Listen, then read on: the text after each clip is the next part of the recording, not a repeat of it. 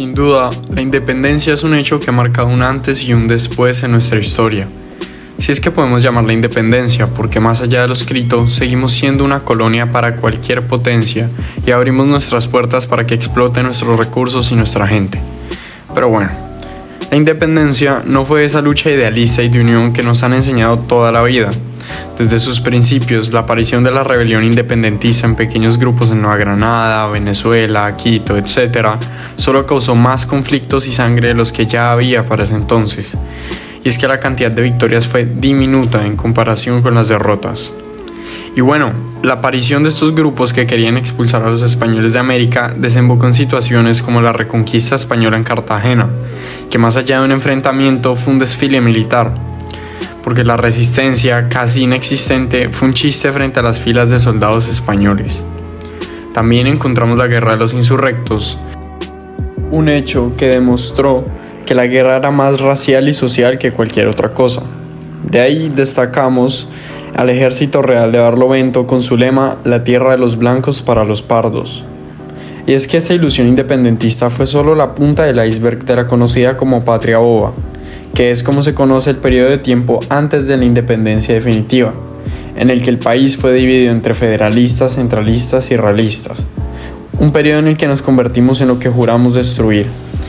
Fue tanta la incertidumbre presente en este tiempo que incluso Bolívar reflexionó sobre a quién realmente le quedó América, respondiendo a esta pregunta en una carta a un ex compañero de armas en la que dijo: "En manos de la multitud desenfrenada para después pasar a tiranuelos casi imperceptibles de todos los colores y razas". Y es curioso cómo Bolívar escribe en el Manifiesto de Cartagena que una de las causas del desastre venezolano sea la falta de unidad, sabiendo que él fue uno de los responsables de la muerte de Francisco de Miranda, que en su momento fue el líder de la Primera República Venezolana, y que en un acto de cobardía, mientras Miranda esperaba su muerte en las mazmorras de la cárcel de Cádiz, Bolívar huye a la Nueva Granada, más específicamente a Cartagena, donde escribió y publicaría el Manifiesto de Cartagena, donde, además de mencionar lo anterior, también critica la ingenua creación de las repúblicas aéreas. ¿Qué son las repúblicas aéreas?, se preguntarán algunos. Pues es simple, las repúblicas aéreas son las repúblicas construidas sobre la base de lo ideal y no de lo posible, con filósofos por jefes y sofistas por soldados. La verdad sea dicha, los neogranadinos no le hicieron caso y nunca lo harán. Quizás los neogranadinos no le hicieron caso, pero en cambio él consiguió un pequeño ejército para retomar la guerra en Venezuela, que pasados unos meses recuperaría el territorio perdido y entraría triunfante a Caracas, donde recibió el título por el cual sería conocido de ahora en adelante, el Libertador. Y claro, este gran libertador no hizo más que desapar. Aquí la explicación de la Carta de Jamaica. Bolívar se embarcó hacia Jamaica, salvándose así del asedio que recibió Cartagena por Pablo Morillo, el supuesto pacificador, autodenominación común entre los mayores tiranos de la historia, aunque no es justo siquiera compararlo con estos personajes, así que continuemos. En Jamaica despertó el lado del pensador político de Bolívar y escribió la famosa Contestación de un americano meridional a un caballero de esta isla, que en realidad debería llamarse Carta para mí mismo y mi conciencia para evitar sentirme un fracaso, ya que este fue el momento en que Bolívar comenzó a tocar fondo, donde comenzó a replantearse el sentido de la campaña de independencia que hacía llamar suya. El caso es que la carta iba dirigida al gobierno inglés, el cual no le puso la mínima atención. Tal vez de ahí es que Bolívar aprendió a ignorar los intereses de su pueblo, ya que era un gran admirador de Gran Bretaña. ¿Quién sabe? Lastimosamente, a quien realmente debía dirigir sus palabras, que eran los americanos, la carta no les llegó sino hasta después de la muerte del gran señor Libertador, que fue el momento en el que se tradujo al castellano. Y es gracioso pensar que para ese entonces Bolívar todavía pensaba que el conflicto en América era esencialmente económico, un enfrentamiento entre ricos y pobres. Tras obtener la ayuda del presidente Pétion de Haití, Bolívar descubrió que la independencia debe ir de la mano de la libertad para tener el apoyo popular. Lastimosamente, esta idea la entendió, pero nunca llegó a comprenderla. Tras muchas discusiones y negociaciones, Bolívar consiguió ganar para su causa a los llaneros de José Antonio Páez, que no eran más que montoneras de lanceros a caballo. Posteriormente, en 1819, convocó el Congreso de Angostura para instaurar la República de Colombia, conformada por Venezuela, la Nueva Granada y Quito, sin siquiera tener el control sobre un cuarto de su territorio. En este punto es donde se da el golpe que cambió completamente la historia de Colombia. Estoy hablando de la batalla de Boyacá. Resulta que Bolívar, acompañado de su tropa, cruzó los llanos inundados para encontrarse en Casanare con las guerrillas organizadas por Francisco de Paula Santander, compuestas de tropas venezolanas, neogranadinas y mercenarios ingleses e irlandeses. Emprendieron viaje hacia Cundinamarca, cruzando la cordillera por Pisba y Paya, y sorprendieron a las tropas españolas, que esperaban el golpe de Bolívar, pero no por ese lado geográfico. Y es que de las muchas versiones que hay, el Bolívar guerrero fue una de las mejores. Sus estrategias contra el enemigo y su capacidad para conmocionar a sus compatriotas los llevaban a la gloria. Y esta no fue la excepción.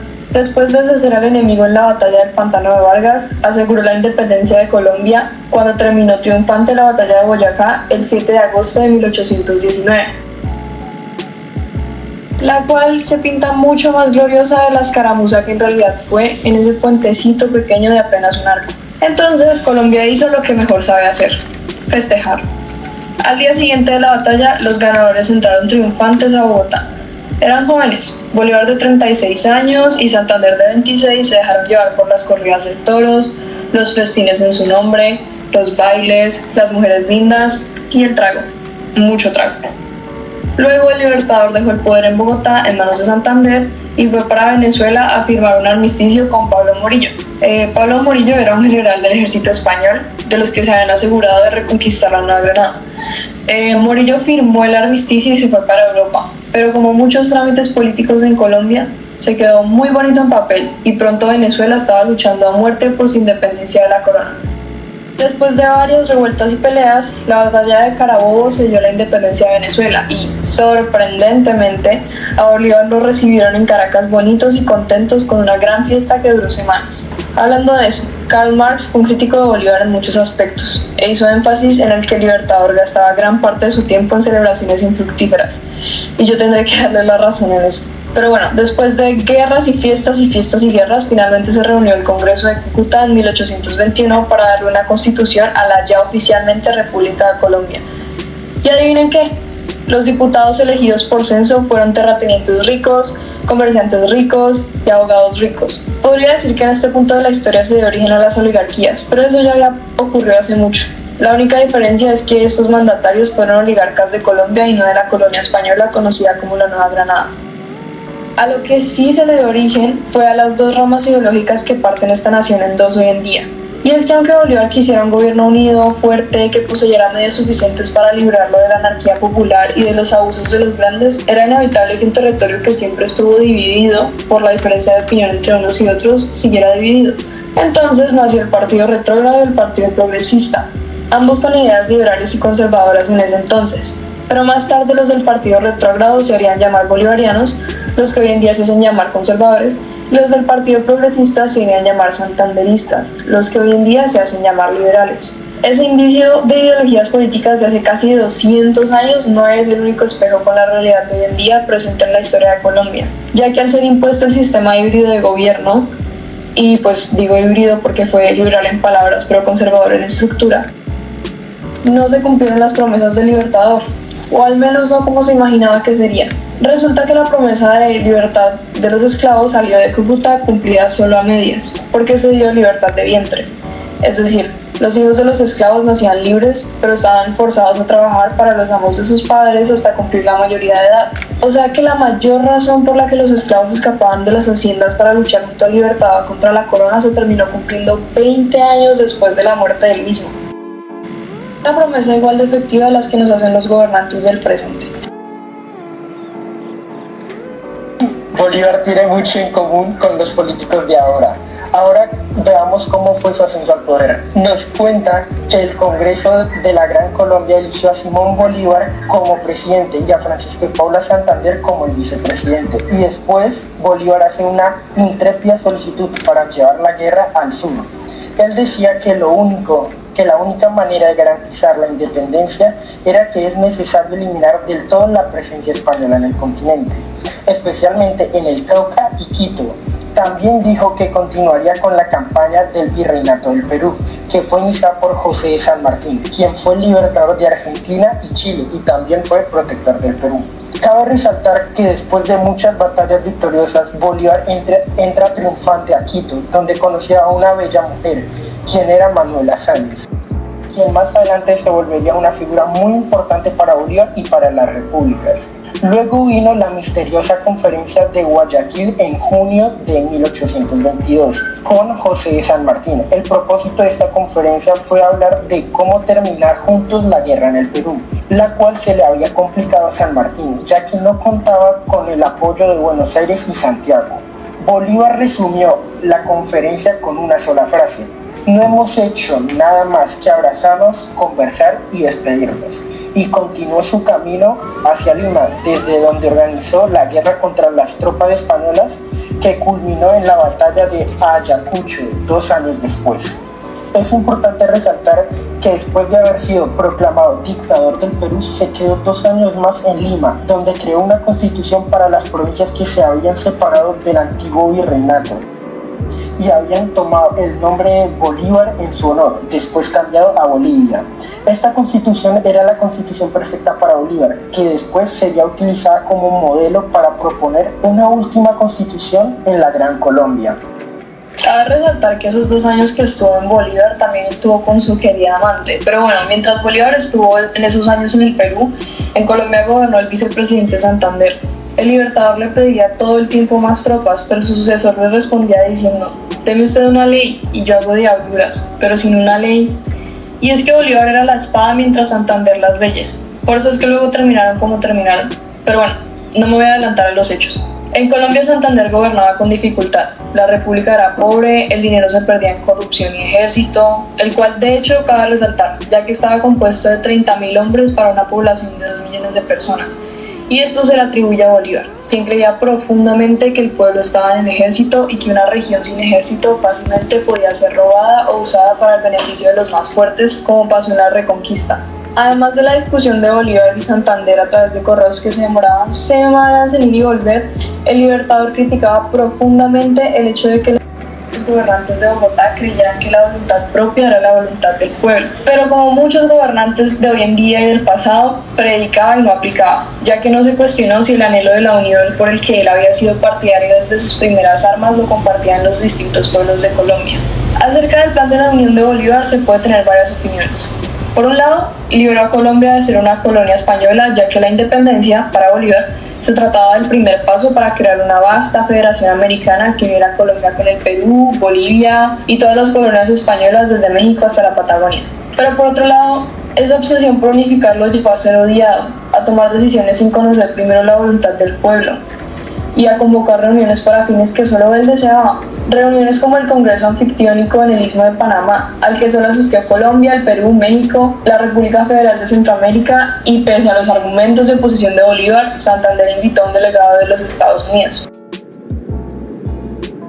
Bolívar estaba en contra de esa decisión, ya que consideraba pertinente que la América española obtuviera protección de una potencia europea, como su amada Gran Bretaña, no de la potencia que a lo largo de la historia solo ha presentado ayuda a Colombia cuando más le conviene, explotando y endeudando a la República para tenerla siempre a su servicio. El caso es que la propuesta de unión del caraqueño fue rechazada. Del Congreso no resultó nada y por primera vez Bolívar cayó en cuenta de la voluntad individualista con la que contaba su federación soñada, porque ninguno deseaba la unión, aunque él mismo ya lo sabía y ya lo había escrito. Los señores de Bogotá no se dan cuenta de la heterogeneidad de los pueblos que pretenden gobernar. Su voluntad estaba por encima de su razón y Colombia solo se mantenía unida a causa de los grandes esfuerzos del presidente. Grandes esfuerzos como el que tuvo que hacer cuando la República comenzó a resquebrajarse por el lado de Venezuela, donde José Antonio Páez, comandante general, se resistió a obedecer las órdenes que dictaba Santander desde la muy lejana Bogotá.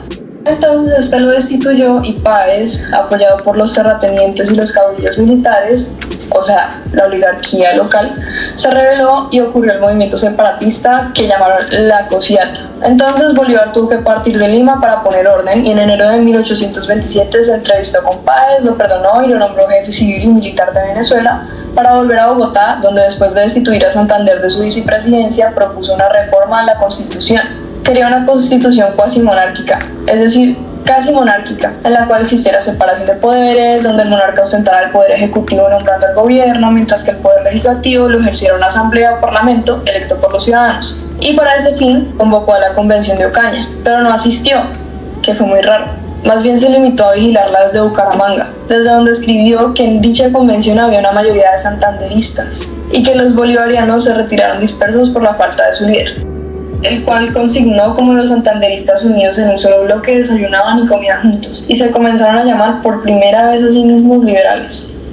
Ante el visible rechazo a su propuesta de constitución cuasi monárquica, Bolívar asumió la dictadura el 27 de agosto de 1827. Y esta fue la gota que derramó el vaso para que iniciara la pugna definitiva entre Santander y el Caraqueño. Y bueno, esta inestabilidad en Colombia no tiene una causa, sino muchas de ellas. Por ejemplo, en los años en Lima, el pensamiento de Bolívar evolucionó hacia el autoritarismo, y así lo plasmó en su proyecto de constitución boliviana. Este proyecto recibió el rechazo total de los liberales a cabeza de Santander, el cual respondió con la siguiente frase: "No he luchado 14 años contra Fernando VII para tener ahora un rey que se llame Simón". La idea de traer un gobernante europeo que gobernara América no fue únicamente de Bolívar. La tuvo San Martín en Buenos Aires, Páez en Venezuela, Flores en el Ecuador, e incluso México llegó a traer un emperador austriaco y respaldo de un ejército francés. Pero bueno, uno de los factores que más influyó en esta inestabilidad en Colombia fue que siempre hubo un enfrentamiento entre Bolívar y Santander, el cesarismo del primero y el republicanismo del segundo, uno el militar, el otro el abogado. Es que ante los aires de grandeza de Bolívar, Santander solía decir: "Las armas os dieron la independencia, las leyes os darán la libertad". Y es que mientras que en Venezuela, Bolivia, Ecuador y Perú se impuso el militar, en Colombia lo hizo el abogado, para bien y para mal. Santander sin duda fue un gran organizador. El mismo Bolívar lo reconoció en su tiempo como el organizador de la victoria. Es que el enfrentamiento entre ellos dos fue lo que dividió a Colombia. El mismo Bolívar le dijo al general Rafael Urdaneta, uno de sus últimos leales, en una de sus cartas: "El no habernos arreglado con Santander nos ha perjudicado a todos". Y bueno, más adelante la permanencia de dictador en Bogotá de Bolívar casi llega a su fin una noche del 25 de septiembre de 1828, conocida como la nefada Noche Septembrina. Esa noche, un grupo de asesinos en el que se encontraba Mariano Ospina Rodríguez, el futuro fundador del Partido Conservador y futuro presidente del país, y Florentino González, un inspirador del Partido Liberal. Bolívar se escapó por una ventana mientras que su amante Manuela Sáenz distraía a los asaltantes. Ya que Santander era la indudable cabeza de la conspiración, fue condenado a muerte, aunque posteriormente Bolívar intervino para que su condena fuera cambiada por la de destierro. Sobre las intromisiones de los Estados Unidos de América en las situaciones de las colonias españolas, Bolívar escribió en su famosa carta al cónsul británico: "Los Estados Unidos parecen destinados por la providencia a plagar de miserias a la América en nombre de la libertad", situación que se sigue presentando a día de hoy. Sí, yo estoy de acuerdo con lo que dices, pero hay algo que yo quiero resaltar del capítulo del Ebro, y es que el capítulo se llama El Fin, pero es el fin de ¿qué? ¿De una persona o de una época? Es muy peculiar, ya que el fin se refiere a Bolívar, el libertador, el héroe para unos y un traidor para otros, el ganador de muchas batallas, quien liberó al continente americano junto a San Martín. Es extraño, Bolívar dijo en su última proclama: "Si mi muerte contribuye para que cesen los partidos y se consolide la unidad, yo bajaré tranquilamente al sepulcro". ¿Serán estos los delirios de una persona alucinando por tuberculosis o son sus más egoístas deseos? No lo sé, díganoslo ustedes. Hablando de Simón Bolívar, desde niño rico hasta político, guerrero, libertador, escritor, crítico, gobernante detestado, cada historiador tiene una opinión diferente sobre quién fue, y asimismo ha sido retratado a lo largo de la historia de Colombia. Las pinturas de Bolívar son todas tan diferentes que hoy en día no se sabe a ciencia cierta cómo fue físicamente. En unas aparece alto, en otras bajito o negroide o blanco como español. Entonces se le da la razón a lo que dijo Spinoza, que lo pintó varias veces. El hombre no se quedaba quieto, ni al posar para su retrato, ni en su corta vida, en la que fue por la mayoría odiado y respetado. Pero en sus años de muerte es amado e idolatrado. Lastimosamente, como muchos personajes importantes del pasado, solo recibe suficiente reconocimiento siglos después de su muerte.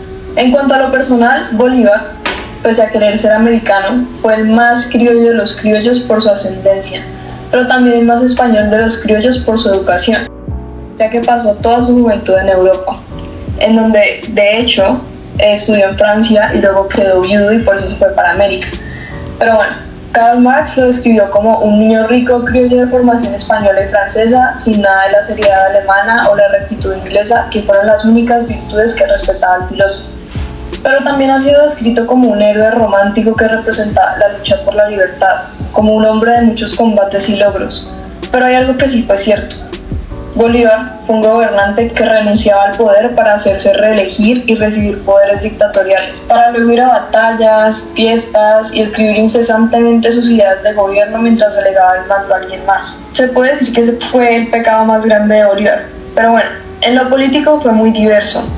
Y hoy en día hay una parte de Bolívar en todos los partidos políticos. Otra de sus grandes características es que Bolívar rechazó la corona real de los países libertados porque prefirió siempre la gloria al poder y creía que la gloria y el poder no podían ir juntos. También, dentro de todos los bolívares que habían, decían que el escritor fue el mejor porque era el que tenía las mejores intenciones. Y así tuviera buenas intenciones, sus proyectos la mayoría de las veces no se ejecutaban bien o no cumplían el propósito, así como pasó con la libertad de vientres de los esclavos. Pero hay algo muy cierto, más que por sus resultados, a Bolívar hoy en día hay que juzgarlo por sus intenciones que siempre fueron buenas.